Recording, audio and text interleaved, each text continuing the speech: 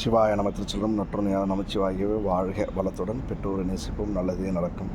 திருச்சிற்றம்பலம் தில்லையம்பலமே துணை நமச்சிவாய. அதாவது மகிழ்ச்சியிலேயே அதிகமான மகிழ்ச்சி தரக்கூடிய விஷயம் எதுன்னு பார்த்திங்கன்னா, நம்ம நிறைய விஷயம் மகிழ்ச்சின்ற பேரில் செய்துட்ருக்குங்க. இதுலேயே அந்த மகிழ்ச்சி உச்ச கட்டத்துக்கு போய் நம்மளை மீறி நம்ம ஏகாந்த நிலைக்கு வரணும். பக்தி நிலையில் தான் ஏகாந்த நிலை சொல்லுவாங்க. அதை மகிழ்ச்சி எப்படி இருக்குன்னு பார்த்திங்கன்னா, மற்றவங்களுக்கு நீங்கள் தான தர்மம் பண்ணும்போது இறைவனை பார்த்த அந்த ஏகாந்த நிலையை தானம் தர்மம் செய்யும்போது அந்த உச்சி நிலைக்கு ஏகாந்த நிலைக்கு நம்மளை இறைவன் கொண்டுட்டு போய் வைப்பாருங்க. இறைவனை பார்க்குறதும் ஒன்று தான், தான தர்மம் செய்கிறதும் ஒன்று தாங்க.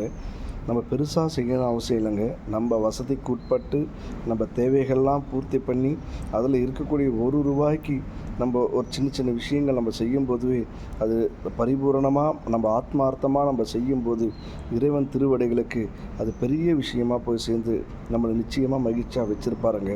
மகிழ்ச்சின்றது போது நம்ம அந்த தான தர்மம் செய்யும்போது அந்த வயிறு அந்த ஆத்மா குளிரும்போது இறைவனும் மனமகிழ்ந்து நமக்கு தேவையான விஷயத்தை சரியாக சிறப்பாக இறைவன் நமக்கு தந்து அருள்வார்ன்றதை புரிஞ்சுக்கிட்டால் எல்லாமே சிறப்பாக இருக்குங்க. தான தர்மத்தில் ஆடம்பரம் இருக்கக்கூடாது, பேரு புகழுக்கு ஆசைப்பட்டு செய்யக்கூடாதுங்க.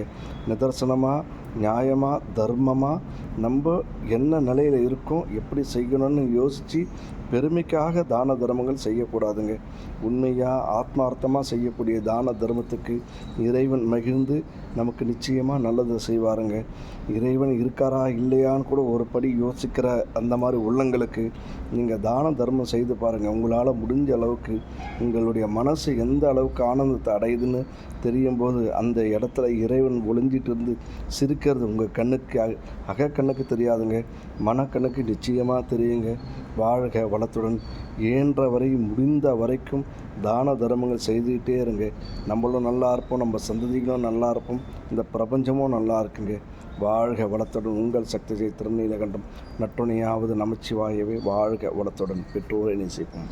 சிவசிவா.